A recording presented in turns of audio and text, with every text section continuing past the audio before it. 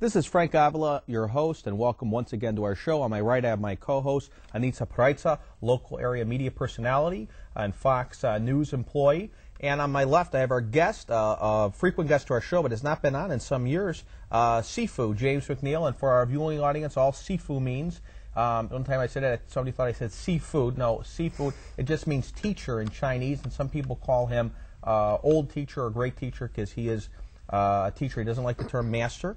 True. So some people call him Sifu or Lao Tzu, old teacher or great teacher. And he is a student and teacher of Little Nine Heaven Kung Fu. Yes, sir. And Little Nine Heaven Kung Fu is a Kung Fu system, and we're going to get into it, that embodies fighting arts, healing arts, and really is a very all-encompassing system, and no stranger to our show. Now, without embarrassing you or putting you in a spot, because I think actually it could impress our viewing audience, how old are you? I'm 67. Okay. 67 years old, and I have seen you, and you've been on our show where you've done 2-finger push-ups and done some amazing, amazing things. But real briefly, because we only have a half hour, tell us how you got involved in the martial arts. I got involved in martial arts when I was 24. I was married to a lady, and I had a son from another previous engagement lady, and I came home from work one day. She beat his head against the wall, killed him. So I either had choices, either doing drugs, alcohol, killing her, or joining martial arts school. So I joined a martial arts school, and I've been in it ever since. Okay. Now, what was the first school you were in? And I think that on the screen we have one of your first teachers. The first school I was in was called Splashing Hands. This teacher is named McNeil, and is a very fast and effective system of Kung Fu. Okay. Now, and that is a system you told me is similar to Muhammad Ali in terms of mixing footwork, sort of like boxing, mixing footwork with punches and practicing it so it's very fast. It's very fast. The combinations of the footwork and the hands and feet, they must move together. Now, Master Lafiti, he was a Hawaiian or Samoan, is that correct? He was a Samoan. Very big man, I Very understand. big man. He was about 6'3", very powerful and very fast. Okay. And then, and that was a more physical art, an external art, a lot of full contact sparring, and like you said, Master Lafiti was 6'3", a couple 100 pounds, and Samoans are a big race. What was the next art that you studied? Well, the next art I studied was Shaolin with a teacher named Ralph Shun. Okay. And I learned the 5-animal Shaolin system from Ralph Shun. I stayed with him for about 5 years. I have a quick question. Is this Yes. a progression of each practice that you're taking, you know, from the first to the next to the third step? Well, the way it turned out, yes. And I started off with fighting. They went to Shaolin, which was more in forms and fighting. And then I started getting into the internal arts, which is more advanced. Now, in Shaolin, was that more external or was that more internal? The Shaolin was external system, where we learned weapons and forms and fighting. Now, and then with Splashing Hands with Master Lafiti, was that also more external? That's considered external, but you need to be very relaxed. You need to move very fast, and the only way you can do that is if you're relaxed. And then at the last minute on contact is when you would tighten your hands. Now, I sometimes go to the magazine store or to the Barnes & Noble or Borders, and there's a magazine rack, and I sometimes pick up the martial arts magazine. There's Inside Kung Fu, and there's different ones, karate. And I've actually seen you in a number of magazine articles, so we could talk a little bit about it, because I saw a recent one where it was how does Xing Yi apply to mixed martial arts, because mixed martial arts, Ultimate Fighting Championships, all the rage. And there's that Brazilian guy who's very, very good, not the Gracie, but the new guy, and the one gentleman from Chicago, or Illinois, I can't even think of his name now. So very tough, very hard, very young, very fast, very good fighters. But you were talking about how Xing Yi can help mixed martial arts. So one, let me ask you a couple questions, and then you could you take it away. One, what is the difference between external and internal martial arts, number one? Number two, tell us about some of the articles you've had in these different martial arts magazines, including Inside Kung Fu and the like that I see at the bookstores. And number three, tell us about this latest article you had about how you would apply an internal martial art like Xing Yi and what you practice to mixed martial arts.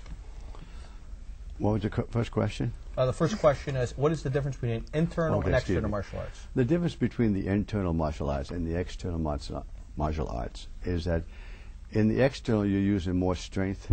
It's more external, you're using more power, and you need to be tensed most of the time through your forearms. The internal is a very relaxed system, which you need power, but proper alignment. And it's just as if, like in water, water is very soft. It flows over your body. Put that in a raging river, and what do you have? Nothing can hold us back. I have a question. How do the teaching styles of each of the external, internal differ when you're being taught these skills? How do they differ? Are they... Well, basically they're taught the same way, except but they have different forms and different styles. The teacher would teach you basically the same way from the very basics, and you work your way up. Is one more disciplined, though? Is the fighting more disciplined, or the way that they teach you, or is it very more rigid, or is it more relaxed in the internal? The fighting in both of them are more or less the same, except in the fighting it should be done, in the internal, it's done very fast, and you use more of the palm of hitting, and the fight shouldn't last over more than 10 seconds. So tell us about some of the articles you were in these magazines. And I know there's one recently, and I want to talk to you a little more about the more recent article. I've been in about 43 different magazines, and we made 35 videos. And the last magazine article was for how to make an MMA fighter a better fighter. And that's mixed martial arts, what graduated from the Gracie Jiu-Jitsu into the cage matches, the Ultimate Fighting Championship. Yes, that's what it consists of. We didn't say that their fighting is not good. We're just saying that some of the techniques that we have from the Little Nine Heaven system and from the Splashing Hand system can make them a lot better fighter and a faster fighter. And so we tried to show some of the different techniques and try to push that, saying that we can help them be a better fighter. And Little Nine Heaven, your studio is based in California? It's in California. It's in Banning, California, and then I teach privately also out of Irvine, California. And how long have you had that studio for? The one in Banning, we just started that about a year ago. Have you got a good response from people there? Have a lot of people enrolled in the classes? Oh, it comes and goes. I've been traveling a lot, so we haven't had too many classes up there. And are they mixed classes? Are they mostly male or female? I have male and females in our classes. Okay. And they usually stay there for 1 month or 2 months at a time and train 8 hours a day. So your school, to back up, so but you've had a school for decades. I've been teaching at a school since 1979. I opened up my first school. I've had a school ever since then. We used to teach out of a regular building, like a shopping center of some sort. Then I opened up a place out in Rainbow, California, but towards San Diego, which was on 4 acres of land. Had every kind of fruit trees you could think of, and it was out and very beautiful, and there was eat, sleep, and train martial arts. Yeah, you used to have animals running around, peacocks. Yeah, we had animals. It was a wonderful beautiful place. So the idea behind that was basically to get their mind, body, everything involved in mind, the art. body, and soul. Where they did meditation, they practiced martial arts. And I personally have been at your retreat in Rainbow. It was quite a beautiful place. So what is the distinction for our viewing audience? You don't. Most schools you go and you could train a long time, maybe hours a day, but you would go after work or after school. In yours, it's different.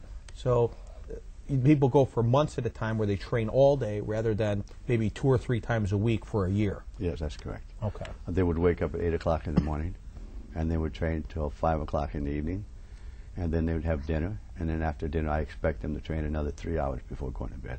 Okay. So you're training all day, every day? All day. That's they eat, sleep, and train. That's all they do. Okay. Now, I want to talk to you about your next martial art after Shaolin. So you had Master Lafiti, that was Splashing Hands. Then you had Ralph Shun, and you did the Shaolin system. What was the next martial art that you studied? The next system was Xingyi, which is Master Shi Hongqi was my teacher. And he taught me the internal systems of Xingyi. He also taught me acupressure, meditation, and then he got into the lovemaking aspect of Kung Fu. Okay.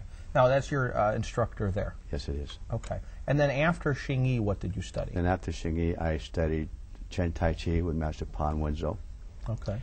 And then I also studied at the same time with Mr. Jing, and I also studied with Mr. Chao Tseng Hong. I studied 3 teachers at the same time, and I would practice about 10 hours a day. 10 hours a day. Can you give a little bit of a description of each of the things that you've mastered or you've become a teacher at, just so people can kind of get an idea for these things? Okay, well, in the internal arts, I've I've learned Xingyi, which is a very fast and effective Xingyi system, which teaches you spirit. The main thing that most styles don't have today, even with Tai Chi, they don't have spirit within their Tai Chi. So Xingyi will teach you how to put spirit in your system. Then after Xingyi, then I learned Chen Tai Chi. Chen Tai Chi is the oldest form of Tai Chi known today, and we from Master Pan Wenzhou, and we have the oldest form that is out there today. Now, one thing about Chen Tai Chi that I've noticed, and I think you can see some of the videos on YouTube of Master Chen, or at least one video where he's doing a partial form. Yes, there is. And is that Chen Tai Chi seemed much more combative than the Yang style that's normally taught. Because I attended one of your classes where you did Chen Tai Chi. I remember I got pulled down. I thought I had an electric shock. I got pulled. I got yanked. I got pushed. It wasn't just kind of relaxing Tai Chi as I normally thought. Chen Tai Chi is actually softer than Yang, even though it doesn't look like it. It actually consists of the yin and yang, which are positive and negative within our body, with Yang Tai Chi is mostly the yin aspect of it.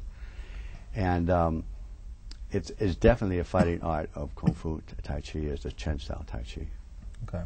Now, after you studied these the fighting systems, and you said, I remember we had talked, you have done full contact sparring and 10 hours of training and all of these things. When did you turn to start studying healing? I noticed on your thing you have acupressure, you have massage, you have meditation. When did you start doing other non-combative aspects of martial arts? Well, in the Xingyi class, Shi Hong Qi, he also taught the healing aspects of Kung Fu. He has, in Kung Fu, in the internal systems, you must learn how to fight as well as heal a person. So if you break something, you should know how to fix it. I think most people don't really know that aspect of Kung Fu. When they think about it, they think of maybe Bruce Lee movies or something, when they just see, just fast fighting and lots of hands and people going down, but they don't really realize that aspect that you're talking about, and also bringing up the spirit. Is that a part that you really try and make more incorporated into your teaching? Yes, I do. Spirit is probably one of the most important things in the system, as well as feeling. You have to know how to feel. Now, when we say feeling, we don't mean I just touch you, but you need to feel how he reacts. Feelings is acupressure, fighting, and lovemaking. You must know how to feel, you must know how to touch. And it must take within fractions of a second to learn how to feel. And then you put the spirit in with this, and then you have balance, centered, and solid, and you can be very dangerous if you know how to fight. Does the idea of balance, you mentioned yin and yang, have a lot to do with maybe Buddhist religion and the religions behind the art forms? It has a lot to do with the Taoist religion, okay. The balance of yin-yang. Everything in the world consists of yin and yang. And the Taoists have perfected the yin and yang through acupressure, to acupuncture, through healing medicines, to psychic abilities, and you need this balance of yin-yang. Okay. Now, I'd like to just tell our viewing audience that some of the images you're going to see, they're not at all illegal or pornographic. However, they could be shocking, and that we're going to talk about a sensitive subject. So if there are young children or anybody who has a sensitivity, we'd encourage you to turn the channel or turn off the TV, because one of the things you also do is a sexually related training of Kung Fu. And I remember I saw on PBS or British, I think it was BBC, British television, that there's this Chinese guy in Australia or Hong Kong or wherever he was, I think it was Australian TV, and he could pull a car apparently from his genitalia or from his pelvic region.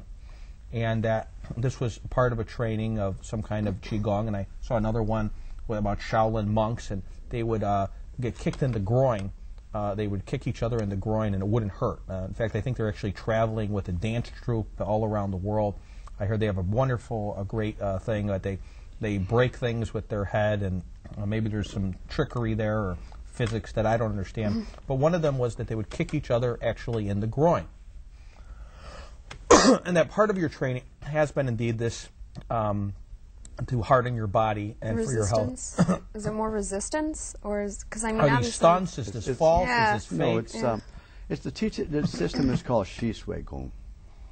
Shi Sui Gong is a part of the Little Nine Heaven system. The Little Nine Heaven system is the oldest Taoist system known today. It dates back to 2698 BC in the reign of Wan Di. It consists of weapons, consists of shisui, and it consists of fighting. So the system that you're talking about now is called shisui, where you basically strengthen the genitals area and all the sexual organs within your body. Now, our body works on vibrations. So what you do, you learn how to condition all the internal organs within your system and to make them strong through breathing techniques and through the shisui training. I have to break in because that's a pretty amazing photo, and I don't know if it's Photoshop or it's trickery or there's something I don't see, but you appear to be having some kind of towel. I mean, and your girl's swinging from you. Well, is that what I'm seeing? Yeah, that's exactly what you're seeing. I have picked up over 220 pounds with my genitals, and oh my goodness. It conditions all the internal organs. How strong you can become. People go to gyms, they exercise, they run, they lift weights, they strengthen every part of their body except for one part, and that is the genital area, which is the most important part that and their you brains should strengthen. Too. Excuse me? When they go to gyms, I'm just adding that they also... Yeah, they go to gym, they strengthen everything else but that. Okay. And sexual energy is the strongest energy we have. Well, I know the Taoists believe that when you're healthy, that the sexual drive is an indication of health. Yes, it is, and the kidneys. Okay. And that when you have a high sex drive, that it's an indication of health, but that energy needs to be sublimated back into your body in some way. Is that correct? That's correct. Taoist belief? Taoists believe that sexual energy is the strongest energy we have, and what you do through meditations or through lovemaking, you circulate this sexual energy, and it keeps you healthy and strong. So you do not get weak, and you can stay healthy. I haven't been sick in years. And now, when you say sexual energy, just for our viewing audience, you don't necessarily mean just having sex with another person. No, I don't. I mean, you take the sexual energy within your body through meditations. It's not only through sexual intercourse. The sexual energy, you must put it through the different organs in your body. It builds up the hormones within by testosterone in men, and it's a very powerful training to keep you healthy and strong. Now, there's a YouTube video where I also saw you swinging weights. Now, it's blacked out, so there's no nudity, there's no pornography, there's no genitalia showing, and sometimes you're having a towel or a sheet, but you're actually swinging weights. Yeah. And that is on YouTube. Where can I find that video on YouTube? You can go on the YouTube on genital weightlifting, or you can go on L9H swinging, and you can find that. Okay. Now, one might say, isn't this dangerous? If it's done the wrong way, yes, it can be very dangerous. Because I would say, couldn't I get a hernia? Like, don't try this at home, I think would be a good don't try comment this to at make. home. It takes initially 3 weeks of training every single day for me to teach you. And then after that, you How practice many hours on a your day, own. too? It takes about an hour and a half per day, but it must be done every day. And I am with you each minute watching you to make sure it's done correctly. Through the many years I've been teaching this, no one has ever been injured. Now, I know that you show me some, so this our viewing audience doesn't think that we're all lost our minds. Now, many of the exercises you showed me are completely clothes on, nobody's naked, there's nothing weird. It's like very simple, rubbing the kidneys. You showed me to rub my back or to rub the sides, or women where their ovaries are. I mean, some of the exercises are merely rubbing parts of the body. What are those exercises supposed to do? Well, like many people who teach Qigong exercises, they teach just the ordinary Qigong exercises with proper breathing and movements. What we specialize is in strengthening each and every organ. So you can strengthen the kidneys, you can strengthen your ovaries. By just simply rubbing it externally? Through breathing. Okay. The mind guides the Qi, and you put the Qi in any organ that you want, as well as rubbing some parts of the body, but you must bring Qi in there. You mentioned Qi. What is Qi? Qi is basically the blood. You must enhance the blood and increase the red blood cells to make you stronger and stronger and stronger. The stronger your blood is, the healthier you're going to be. Okay. Now, I one time went to a Tai Chi master in Oak Park. So that's to waste some lao, and at that time I was younger, so I got a little scared. I did not go back. Or actually, I take that back. I did train for a little bit, but he didn't come in a lot, and he kind of scared me. And he told me, and I had just been training Kung Fu. I was younger. I was in very good shape. And he said, Kung Fu is physical. He goes, Tai Chi no is physical. And I don't mean to be offensive by doing the imitation. And he touched me, and I don't know if he touched me or not, or it was very light, but he touched me, and I mean, he was this up, and I went flying from here to the end of this, where our studio is. I mean, I went flying, and it kind of scared me because I didn't know if I got hypnotized or I got electric shocked. And then he took my arm and he goes Hapkido, and he's doing twists, very easy. It was it's physical, Hapkido, Jiu-Jitsu, physical. Then he pulled me. I did feel him pull me. I felt an electric shock through my body, and I went flat on the floor. Was this? So what is this? Is this a magnetic field? Is this trickery? Is this only physical principles? Or is there some kind of energy system in the body that can get some kind of result? There's energy within your body that can produce this. It takes a lot of training. He is a very good teacher. He's very powerful and strong, and he's very good at what he does. This is done through an internal system, and where you look like you're not even pushing a person, and they'll fly. It's not strength that's doing this. It's the internal system of your body throwing the chi and energy out from your body. So whereas when Bruce Lee did the 1-inch punch, that was a physical, there's some kind of physics principle. I'm not good enough to do it, but when you put the telephone book or whatever, and he would do the 1-inch punch and the person would go flying, that, I don't know if it may be internal also, but because he was relaxed, but that's a physics principle. That's a physics principle. We have a no-inch punch. Okay. Where our hands is right next to our palm, and then you just fly. Okay. And how long does that take to learn that or master that It technique? basically depends on the individual, how much time he practices, and also it depends on the teacher, how much he wants to get involved in teaching this person the true secrets of this art. And can you just start at any point? Can you just start and say, I want to learn this technique, and just push someone like the this? teacher will have to test you. He has to trust you. I've been with my teachers, internal teachers, for over 20 years, and I've learned a lot from them, and they've trusted me. Now, this is Cable Access Network. That's why I always tell our guests, and we have to tell on our show, we cannot promote any private sector books, but I understand you do have a foundation and a non-for-profit and ways people can contact you that is not a business-related way.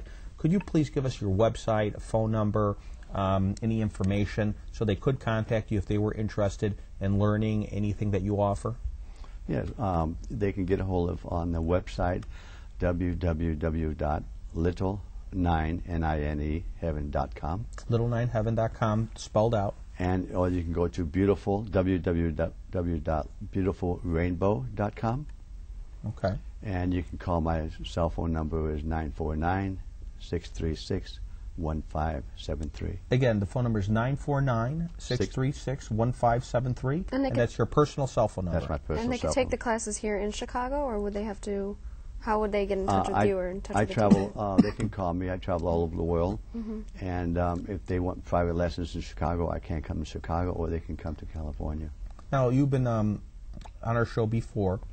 I want you to tell us a little bit about update, because I know you were writing a book, The Story of My Life, or The Story of One's Life, and you have changed your format a little bit, and you've been focusing more on the health issues rather than the fighting issues. Acupressure, massage, the Shishui, and that. Give us an update of what you're doing and what's happening in the little. And you have a foundation, a newsletter, and I really like the newsletter. I read it to my son. It's talking about teaching etiquette and manners and morals, something you don't hear a lot today. Respecting your elders, which is a very Chinese concept, a very Taoist concept, very Confucian concept. So you have a foundation, a newsletter, and tell us how people can get in contact, maybe join the foundation or receive the newsletter, and what is the update of where Little Nine Heaven is today? Well, the Little Nine Heaven is growing. It's we're all over the world now. We're in Sweden, England, Poland, Russia, Germany. You just got back from Russia, right? I just got back from Russia. I spent 3 weeks there teaching people the Shishui training and lovemaking training. And they can get a hold of me at little9heaven.com. They can email me at sifu, S-I-F-U, L9H at gmail.com, and I answer all the emails myself. And Sifu 9LH L9H at gmail.com. You're also on Facebook, and some of your students are on MySpace, I know. We just started a Facebook account, and we're trying to promote health and longevity. I've been pushing the Shishui training even more and more due to the fact that one of the doctors who took the Shishui training swears that we don't know how good it really is, because he took it. He's a medical doctor here in Chicago, And he swears that it has more benefits than we even imagine, and how powerful it is. And a lot of it, I mean, you're exercising your mind and your body. What about your diet and things that you're eating? How does that affect, or how does that come into play with the teachings that you Well, it's have? just so funny you asked. We don't have a special diet. No, really? No, we don't. So you could eat whatever you want? I eat everything. My teachers ate everything. They believe that the chi can overcome the food that you eat, as long as it's decent food, not just a hamburger every single day. Right. But you need the practice also. I practice about 4 hours every day. Okay. So the exercise counterbalances The diet. Okay. But in the Taoist philosophy, it does believe in balance, so one wouldn't overindulge in food. We try not to overindulge in food because that's not good for your system anyway. And obviously alcohol and no alcohol. And well, you can have alcohol, but do it moderately. Don't overdo it. Okay. I'm surprised. I thought there might have been some stricter diet there at all. No. In some systems, they say you have to have a strict diet, like in yoga, some other things. But if you do proper Qigong exercises, the diet is not that important. I have a question about a couple of the other things that you teach, iron hands and splashing hands. Iron hand. Yes, I've taught iron hand. I've been doing it since 1969, I guess it was. And when you were on the first time, we did a video of you punching the railroad spikes. Right. I can break. My hands have no calluses. Wow. But there's nothing I can't break. I used to break bricks with my fingertips, pound the spike with the back of the hand. I can break anything with the palm of the hand. The palm of the slap is very powerful. So it's just using your hands. That's why it's called iron hands. Yes. Okay. And they say iron hand because it's so powerful and strong, but it doesn't. Like Japanese, their hands they have a lot of calluses. The Chinese believe in preserving the body to make the body healthy and strong. Okay. And tell us, I know the practice for hours in a day, though, you are punching into various materials and boiling. And well, we have to have herbs, and we boil into herbs, but you need to do special breathing exercises while your hands are in those herbs, and a lot of meditation, and putting your hands into beans to strengthen them internally. I have a question for anybody watching out there. What's something that they could do today to create a life of better health and better longevity? What's something, also in addition to getting maybe in contact with you, what do you have as far as advice in the last minute or so we have? Well, I would say that, of course, eat the proper food, get the proper rest, and proper breathing. Mm-hmm. I think proper breathing is very important, and if they can do Qigong exercises the proper way, I think it's very good for everyone. A lot of medical studies indicate that a practice of Tai Chi and Qigong does improve your health. It will definitely improve your health. Tai Chi and Qigong exercise will strengthen your health and make you very healthy and strong. And right before we go, can you give your contact information one more time so viewers out there can try and get in touch with you? James McNeil, the telephone number is 949-636-1573. Okay, and it's little9heaven.com? It's little9heaven.com. Okay, great. Thank you so much for coming on today. Thank you for having me. James McNeil, and thank you, Frank Avila, for having me on the show today. Everyone out there, thank you for watching. Hope you enjoyed it. Take care. God bless. Ho trovato già il coraggio di guardarmi dentro e dire no. Non avevo preso il treno giusto, non avrei dovuto mai salire. Mi confondo tra la gente, sento freddo, fame, malattie. Mi spavento, scopro la follia, la speranza è la mia libertà. Un giorno in più mi basterà per donarlo a chi non ce la fa, a chi non ha più fiducia e muore. Un giorno in più mi servirà per combattere questa bugia di una vita che vorrei valere.